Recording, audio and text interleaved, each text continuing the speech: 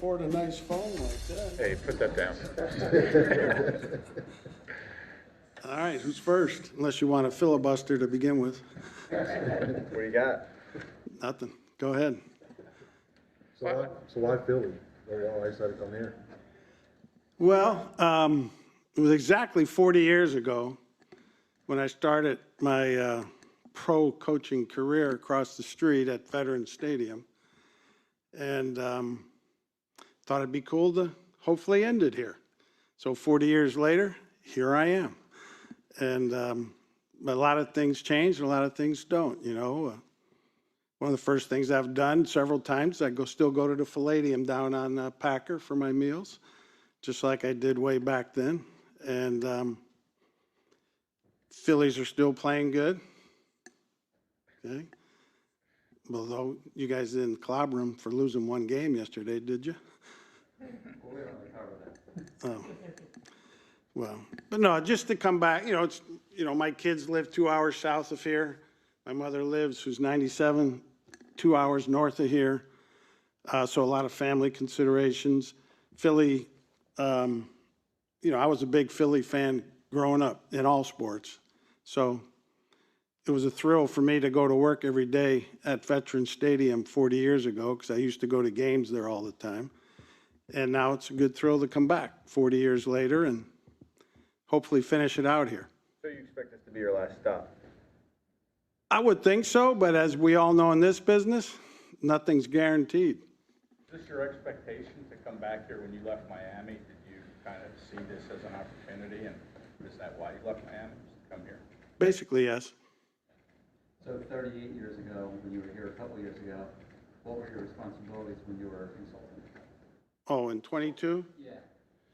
I wasn't here that often. I really helped the offense. I'd say 95% of any of my contributions were to the offense and 5% to the defense. That's basically what I was doing, educating, trying to give the offensive coaches a pre-look at the defense they're going against, what could possibly hurt them, what's their strengths, what's their weaknesses, schematically where they can be attacked maybe and not attacked, all that different kind of stuff. But it wasn't every week. We've heard would you have been here if the timeline of defensive coordinator openings was different last year? I think that's a fair assumption. We've heard a lot of people talk about your defense, but from your perspective, what are the most important elements of it? Good players.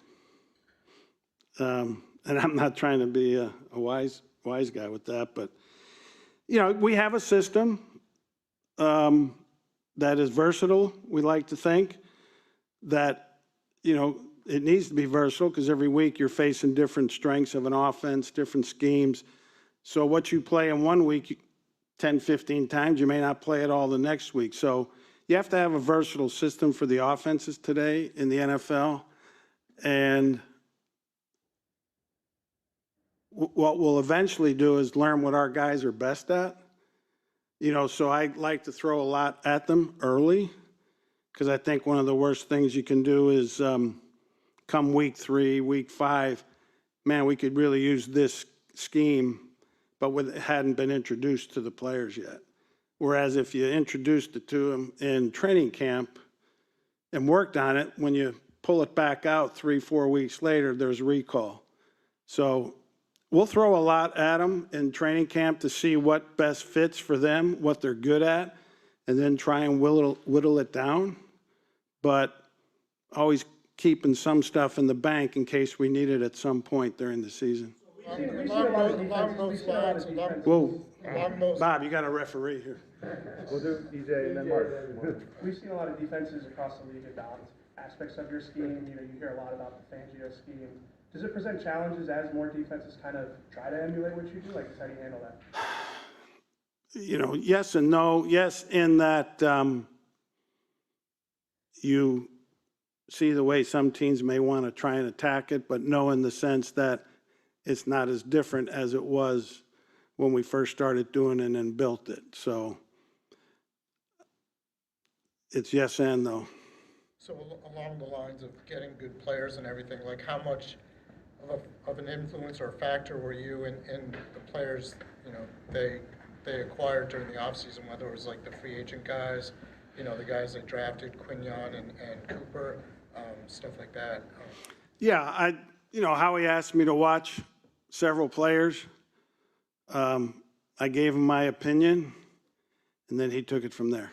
When it comes to versatile players, like Cooper, a lot of people projected him at different spots around the league. What's your philosophy as far as how you start guys out like that who may have multiplicity over different positions? Yeah, there's a lot of players that physically are capable of being versatile.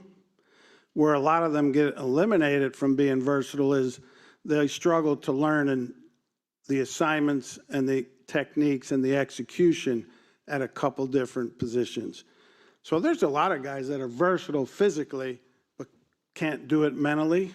You know, and I don't mean that they're not going to get, your reps are watered down the more you're moving around. And other guys are easier, it comes easier for them than others, if that makes sense to you. And what was the second part? Just the fact of how you start those types of players out. If you see Yeah, you start them out at a primary position, and then you start giving them the secondary position, and go from there.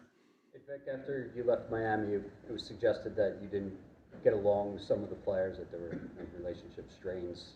What was your perspective? What was the reality of it from your? Yeah, I didn't see that at all, really. Anything we do, whether they're here or anywhere else I've been, is what we think's the best for the team and best for the defense specifically to stop somebody. And wherever that falls, that's where it falls. Follow up on that, how have players changed since that day, those days 40 years ago across the street? How are they different now than they were? That's a good question. We can stay here all day and answer that, but I'm going to give you the Cliff Note version of that. They really haven't changed very much at all. What's changed is the people around them. People are not expecting as much out of players as we used to expect. And these players will work and give you everything they got within reason. And there's too much of, and that starts at an early age, when they're in high school, college, everybody, less is more type thing. They preserve your energy. You guys hear in the NBA and load management, and I talk to coaches from other sports that I know, and, it drives them crazy. But the players are willing to work. Never had an issue with that. And they're still willing to work. But we, as the so-called adults in the room, need to push them. So how have you adapted to? And linebackers specifically, how do you see the personnel here matching what you want to do? Well, when you say linebacker, I think inside linebackers. Okay. I think they're off to a good start. We've got Bond here who's played a little bit of inside linebacker in New Orleans. He really didn't play a whole lot of defense there, but he was inside some, more outside. We think he can play inside, and I have not seen anything so far that says otherwise. Obviously, we got Devin here from Tampa. You guys are well aware of him. He had a great career going, had a down year last year for whatever reason. We hope to get him back to where he was. N'Kobe's on the mend from his injuries last year. Who am I forgetting here? Keep going. There's Trotters. Yeah, Trotter's got to come in and join the fray, and let's see what he has. And Burks, too, he's been a veteran backup. He's in the hunt, too. So, we don't have anybody established as, per se, an Eagle, but we've got guys to work with, and we're happy with the group so far. To follow up on Bob's question, your response to that about the changes in the game over the 40 years.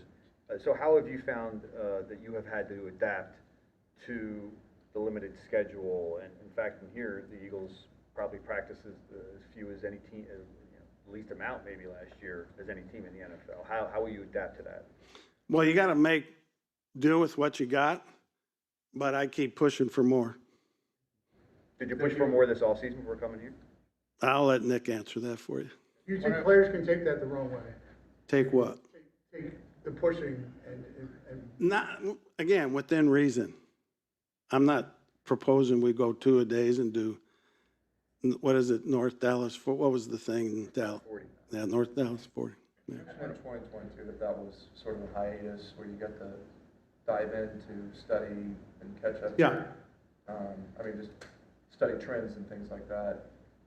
When you have a system that everybody's trying to kind of use in their own system, so did you take time between this off season, between Miami to now? What are you trying to do in terms of taking a step ahead, and how much different do you think things can be with the players that you have here? Well, I mean, I got to first learn these players. And, you know, I think the narrative you're painting that people are pulling stuff from our defense. They're not doing it verbatim, you know what I'm saying? Mostly. But, no, I've been super busy since I came here. Anytime you go somewhere and it's your first off season with a new staff, new players, adapting to everything, you know, you're super busy. And, yeah, I study film. I mean, I take a couple defenses every year and break them down around the league, and, you know, see if I can learn something. I don't know if I'm answering your question. And with the Eagles hadn't picked a cornerback in a long time, how much was your voice in that? And for a guy like Quignon, how does his skill set help you what you can do with your secondary? Yeah, he's obviously got good movement. He's got good size for a corner. He's going to have to adapt to the NFL game, covering NFL receivers, NFL schemes in the passing game. There's a lot to learn. And, but we think he's the right guy, you know, emotionally and mentally to do that. And hopefully he'll pay dividends quickly rather than later, but he's going to be one of the many competing. Having worked with Sean Desai as long as you did, what was your perspective on the way that last year went for him here? You know, I really don't know. Anytime it goes bad like it did, it's usually everybody has their fingerprints on it. You know, it's not just one thing or one person. When it comes to that, you've had that flat defender, Sam linebacker. You've had some success with that. Van Ginkel had a big year for you last year. Is that something you want, or is that something that I have this player and I kind of want to take advantage of this particular player? His versatility you're talking about? Well, his role. So Yeah, I mean, yeah, he obviously showed that I thought he could do it, and then he showed he could do it. So we did it, used him that way. And then we got handcuffed through injuries. He had to play one position then. But yeah, anytime you have guys that are versatile, it helps. Helps a lot. When you went about building the staff, the rest of the defensive staff, what was important to you? To get good coaches. I mean, obviously, some of these guys I've had some history with, but it really wasn't the history of knowing them, why they're here. I had firsthand knowledge that they're good coaches. So that was first and foremost. You know, Joe was here, Clint,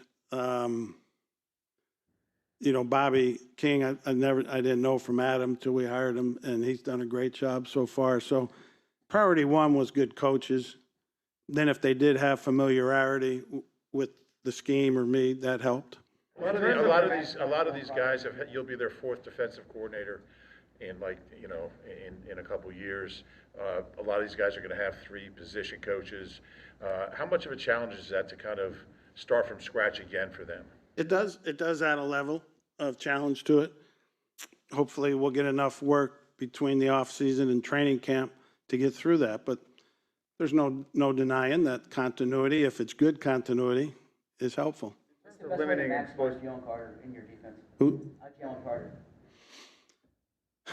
Well, I mean, I think he's talented enough that no matter what we do with him, we'll be maximizing him. He's got to get in great shape, which I think he's off to a great start here, and so we can play him a lot.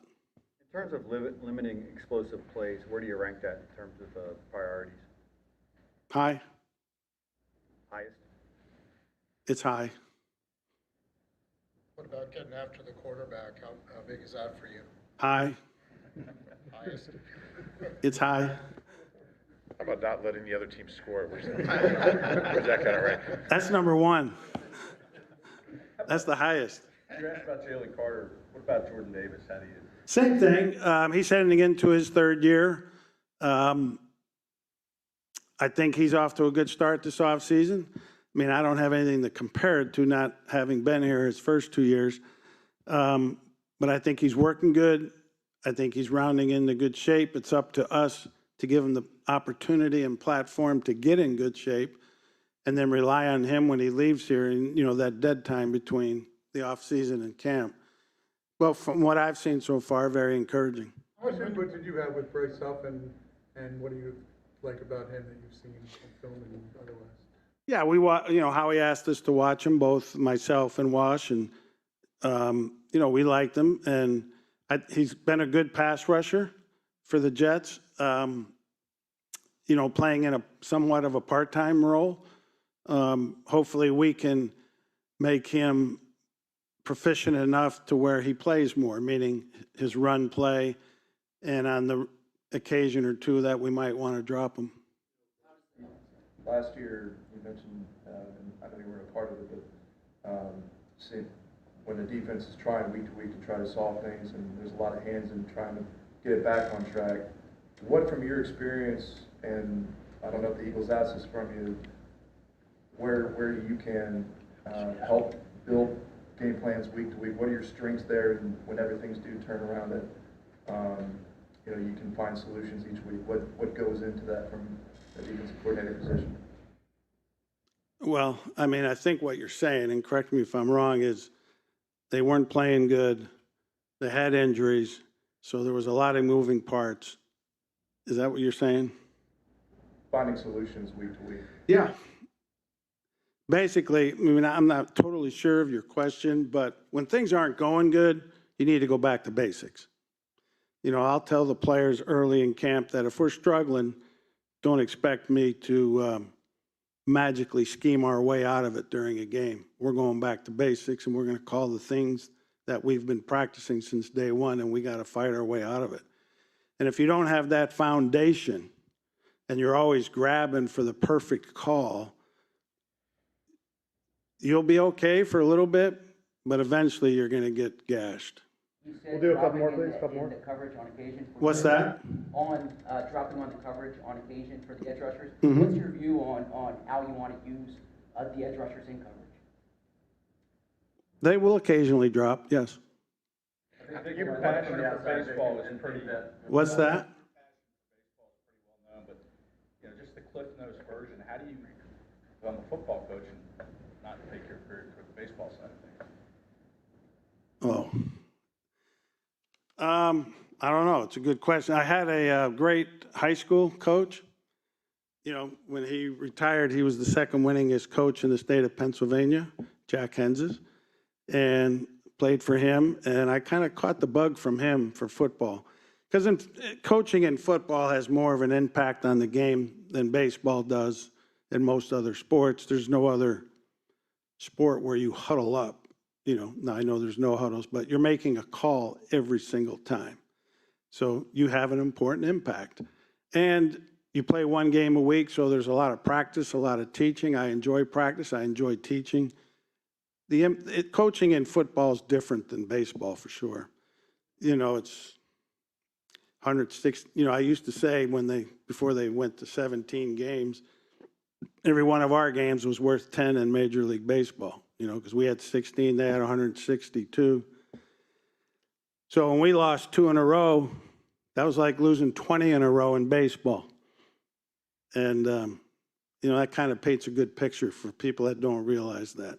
It's just like with the Phillies here, he's letting Castellanos fight his way out of a slump. You can't do that here. And they wouldn't do that if they were in the playoffs either. They got 162 games.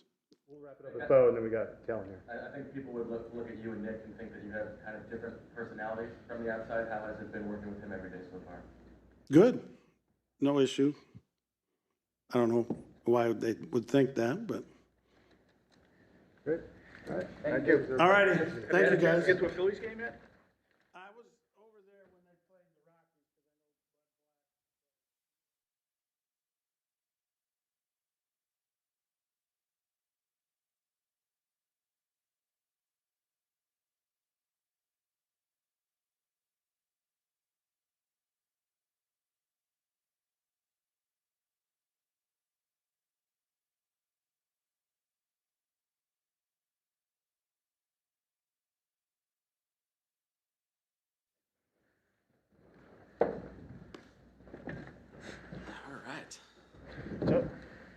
How's it going, guys? How you doing? What's it like to come into a new job and have this kind of talent on the roster? Yeah, it's been a really fun process. Through the whole process, you're kind of getting to know the personnel, and then just the way Howie's obviously handled this offseason has been phenomenal. Just, the pieces we've added to complement the pieces that are already in place. I think it's been a phenomenal setup. We're really, really excited about it. What do you recall from your head coaching interview here, and how much was that on your mind when you took the OC job? Yeah, really fun process.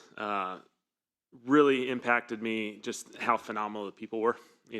Fortunate to get to know, Mr. Lurie, Howie, the whole crew. They had a really long, thorough process. It was really impressive. And so obviously those relationships and those conversations extended beyond just that, that day or two. And so, obviously those things, I think have led us hopefully to something where we've had an opportunity to come here and team up with these guys. How's your system different? How's your system different from what the Eagles have done here the past 3 years? Yeah, I think everyone's got their different flavor from a systematic approach. I think our real focus here as we've gone through this process is, we got a lot of good going on, and we can't lose the good and the reps that, Jalen and AJ have developed and Dallas has developed and this offensive line have developed, and how can we build off of those things and really connect the whole thing. And so that's been a really fun process. There'll be tweaks, there'll be changes. Everything's constantly evolving. That's part of this whole offseason program. I mean, we just got to our first week of actually being on the field with these guys. Once you get on the field, things just start evolving. And so that's really where we're at. We're at a really beginning level of this thing. We're really, really excited to go through this process with phase 3, get a little bit more field work. And then really when you get to training camps, when you can really hammer in the run game and the play action game and how all that stuff connects. What's you talk about having outside ideas, he's talked about blending philosophies, finding someone who had other answers.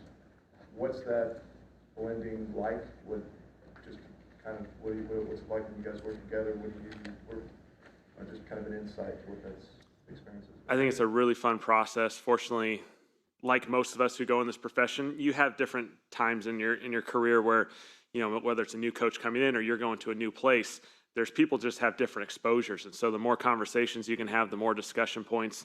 Hey, we had an issue with this. Hey, we had a potential answer, vice versa. And you have that continuous conversation. It's been really, really fun. I love the opportunities that we can sit down, we can just talk about things. And I learned from Nick. Hopefully I can bring some things that, people can learn hopefully from just maybe an experience that I've had that's different than theirs. I think that's part of this whole process is we got a really, really good coaching staff here. There's a good reason. I was fortunate to bring Doug and Kyle, but a lot of guys stayed here because we got a really, really good staff. How does that compare to previous stops? Like, is it more collaborative? Would you feel like it's a different process to what you've done in the past? Each stop is, really the big emphasis is on collaboration. And so whether it's, when I was fortunate to hop into as an OC role, we kind of kept the system in place and kind of made our little adjustments when Jason was our head coach. Mike came in Dallas. We were fortunate to kind of merge those two worlds together. It was a really fun process. And then going to LA last year, we had a similar thing where, try and keep some of the things that were in place, build off of that, and kind of build ultimately what our 2023 last year. And obviously this year our focus is really ultimately what do we want 2024 to look like, whether it comes from 23 or beyond, wherever it comes from, it comes from. You've been with your quarterbacks in your career so far. What are your first impressions of Jalen and how is he unique to guys like Dak and Justin? Yeah, I really enjoyed Jalen's process. So far, I think really it's focused on how he processes the game and just kind of the classroom aspect of it, and we're beginning the field process of really getting out on the field and being able to do this thing. But I've really enjoyed our conversations. I think he's a really smart player. He has a great feel for this game. The more conversation we have, the more we get to make these adjustments and build off of this thing. But Jalen's one of the premier quarterbacks in this league for a reason, and you see it, on film previously, but obviously getting on the field now, you're certainly seeing it. How different will Doug and Kyle, it seems like an apparent focus on quarterbacks and your choice there, if that's true. I mean, what do you guys feel needs to be accomplished there? What do you bring differently in terms of quarterbacks and your approach? What needs to happen? I think anytime the quarterback room, you always have to be conscious of how many voices are with the quarterback. And so I'm fortunate I've been around Doug for a number of years, really since he joined our staff in Dallas in 2018, but in 2020 he became the quarterback coach. And so we've kind of done this thing together for a number of years now. And, we kind of complement each other and certainly personalities and the way we coach. And so we can kind of play off each other, feed off of each other really, really well. He does a phenomenal job with the details and the fundamentals, just of playing the quarterback position, and he does a great job with that. I think the more you're around him, you see him out on the field, the drill work and all the things that he does to tie the pass game together for the quarterback is huge. And it allows me to kind of stay in the scheme aspect of this thing, to be a little bit more on the philosophical side while still being able to overlap. And I think that's a critical aspect of this thing. With Kellen, with Jalen, what's the... How different will it be having a quarterback like Jalen who you know, is such a threat in the run game as opposed to like the other quarterbacks that you've had in the past? Certainly what Jalen's done in the run game is you know, there's a handful of guys who can do this in this league. And so it's certainly a really advantageous, you know, thing that we can continue to utilize, and certainly we will. And so it's a process that I've enjoyed, just better learning about how we've been able to use him, and then exploring some other ways as we continue to grow this thing, how we can continue to build off of that. And so it's something that Jalen's done a phenomenal job with, and we'll obviously continue to embrace. What's been the process as far as getting to know Jalen? Maybe not as much the football stuff, but just kind of getting to know him as a person and building that connection.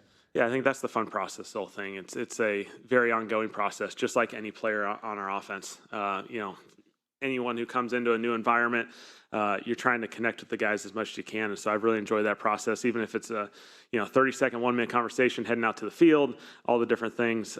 You know, what you quickly realize is, from Mr. Lurie to Howie to Nick, this place has been built on some phenomenal people. And you quickly feel it just being around this building.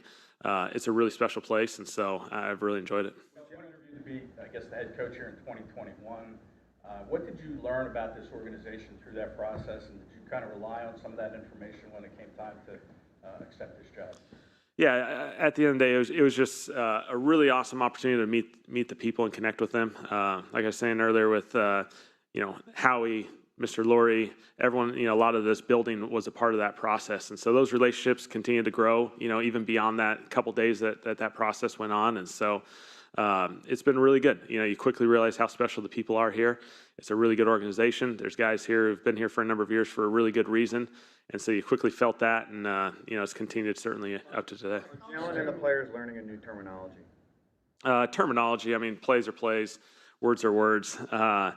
You know, I think it's a combination of things that we can build off of. Hey, if everyone understands a play and it makes sense, let's keep things in place. You know, that's not that complicated. We're continuing to evolve the system to make sure that the language ties together, that the communication can be clean, and whether that word comes from Philadelphia, Los Angeles, or somewhere in between, we're building that as we go. So does it come from Philadelphia, Los Angeles, or somewhere in between? All three. As a player and as a coach, you played with and coached high-profile offensive talent. How do you make sure everyone is involved and happy, for lack of a better term, when you have so many weapons on offense? Yeah, certainly we're really excited about the guys that we have in place here. A lot of guys who can do a lot of different roles and a lot of variety, and so that excites us as far as just the way we can present things for the defense, challenge people pre-snap with all the different alignments and personnel groups that we can play with. And so that'll be a continuing building process. I think the biggest thing is having clear identity of who we want to be, and ultimately week in and week out understanding their role, you know, certainly through a game. There's going to be certain games where guys are going to get more attention than others. Understand that you're a big part of it. You may have the big time assist on a play, you know, that gives us an opportunity for someone else to score a touchdown, and maybe the next week now it goes vice versa and someone else has to help the other guy out. And so I think there's that continuous trust as we build this thing. When it comes to motion and offense, that's been one of the things that's a little bit different. The Eagles, a lot of ways to impart information. The Eagles haven't used it a lot. You're typically in the top 10. Is that something based on the players, or is that your sort of philosophy to have? Yeah, certainly the shift in motion aspect of it, it probably goes back, you know, to how I grew up around the game with my dad being a high school coach and being in college at Boise State. We kind of used it a lot. And so it's always kind of stuck with me. I think there's obviously advantages to it. There's some things that you're trying to gather information for the defense, and there's other times you're simply stressing the defense. And so, you know, I think there's those two elements, and ultimately you're trying to build packages and create things so that the run and the action game and the drop back game, and so there's alignment and there's similarities with the presentations that allows us to stress the defense with those different looks. From a play calling perspective, on game day, from a play calling perspective, what is the most important thing to you? Clean operation. as far as for me, just keeping a clean operation for the quarterback. Hopefully we prepared the right way. We understand that adjustments have to be made during games. There's always those elements, but you got to be a clean, steady operation for the quarterback. He deals with a lot during games. Understand that aspect of it, and hopefully I can provide that. Who have you admired the most as a play caller? As a play caller, you learn from each and every experience. I think that's the big thing. I don't think I'm stuck in this is the one way of doing things. My dad was a high school coach. I was fortunate to play in college for Chris Peterson, who was a really phenomenal coach at Boise State. Through my NFL journey, I've been with a bunch of head coaches, whether I was a player or a coach.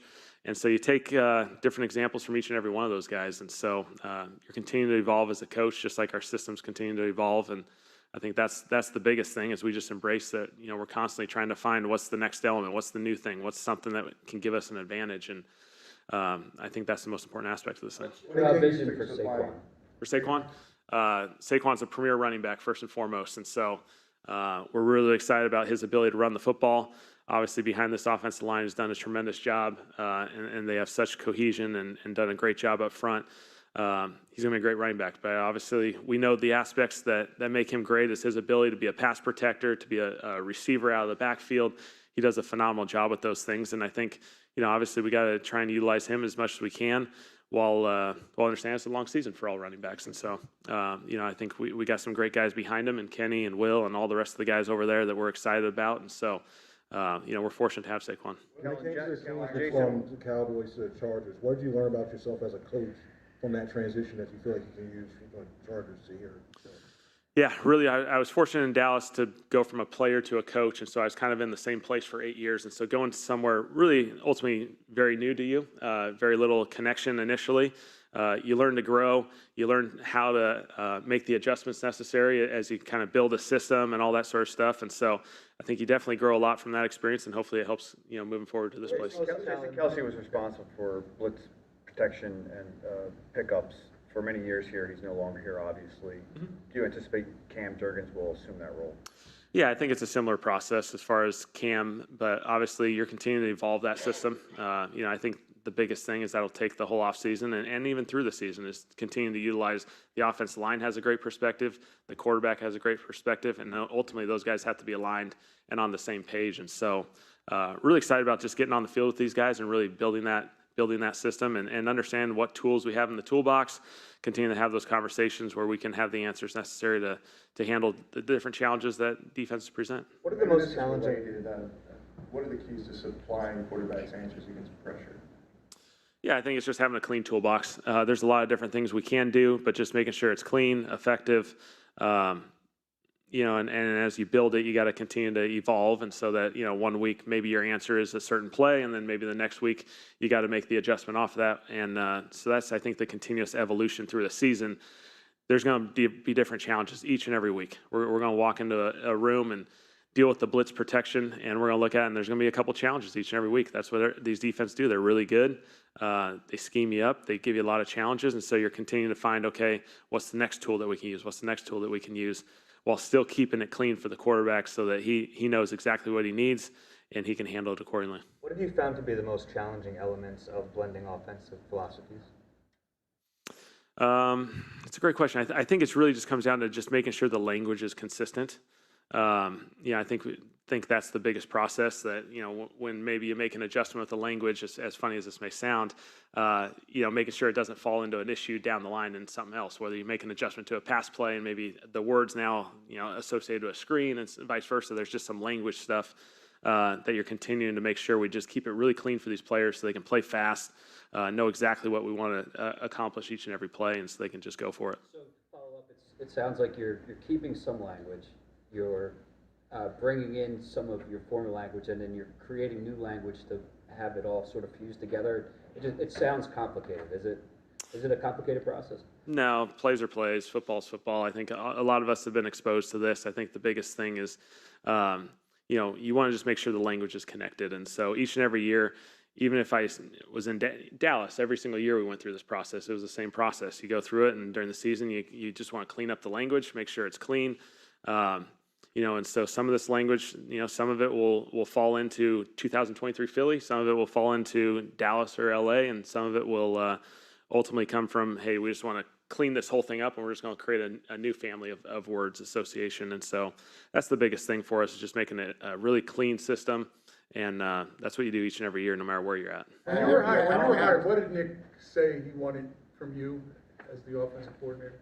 Yeah, Nick and I, we just had some great conversation. Obviously, we've been in contact. We've known each other for a number of years, just from afar, and so tons of respect for Nick. Really enjoyed, when we competed from opposite sidelines, but then obviously get to know him off the field. We went through the interview process. It was phenomenal. Really good group. I think the biggest thing was, I felt like, hey, we got some really good stuff going on here, and we can't lose the good. And so Nick and I are really excited just to team up on this thing, team up as a whole offensive staff, and really just build this offense exactly how we want to in 2024. What have you learned about him that maybe you didn't know before you came here? I think he's excellent with the details and holding guys accountable to the details and the fundamentals. And that's what I've been really excited about this first few weeks of just getting on the field, is how much attention we focus on the fundamentals and details. I think he does a phenomenal job with it. He does a phenomenal job holding guys accountable in the team meetings with it.